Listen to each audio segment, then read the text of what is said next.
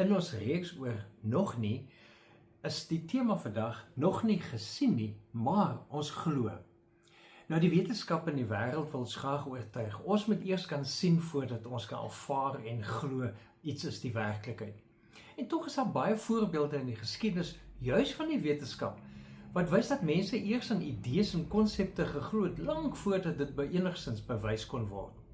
Neem byvoorbeeld die aard van lig. Hoewel die antieke Grieke en die Egiptenare besef het, lig speel 'n belangrike rol, kon hulle nie die werklike aard daarvan verduidelik nie. Eers in die 17de eeu het die wetenskaplikes iets daarvan begin verstaan en verduidelik, en dit het juis die proses van geloof aangedui. Isaac Newton het geglo, lig bestaan uit deeltjies. Christiaan Huygens het weer geglo, lig is golwe.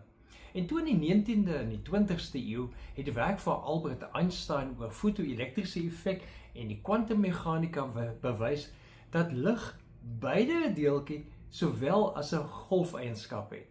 En ons kan nog baie voorbeelde van die wetenskap juis hier uitnoem. My punt is dat mense juis in idees en konsepte glo lank voordat dit bewys kan word.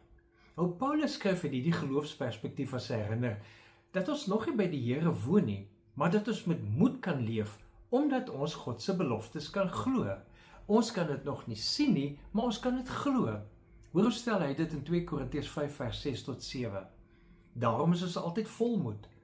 Ons weet dat solank ons in die liggaam bly, ons nog nie by die Here woon nie, maar ons lewe deur geloof, nie deur sien nie. In die aangrypende boek en verhaal van Viktor Frankl, die sielkundige wat die sogenaamde Holocaust oorleef het in die konsentrasiekampe, lees ons dat geloof in iets groters as onsself juis mense help om uitdagings te hanteer. Daardie bekende boek van hom, Man's Search for Meaning, verduidelik hy dat 'n besef van 'n hoër doel of geloof juis 'n bepalende faktor is in hoe mense swaar kry en trauma hanteer en dan oorleef. Diegene wat glo, daar is 'n doel, daar is 'n betekenis te vind in hulle lyding. Hulle toon 'n groter veerkragtigheid as diegene wat nie hierdie geloofsperspektief het nie.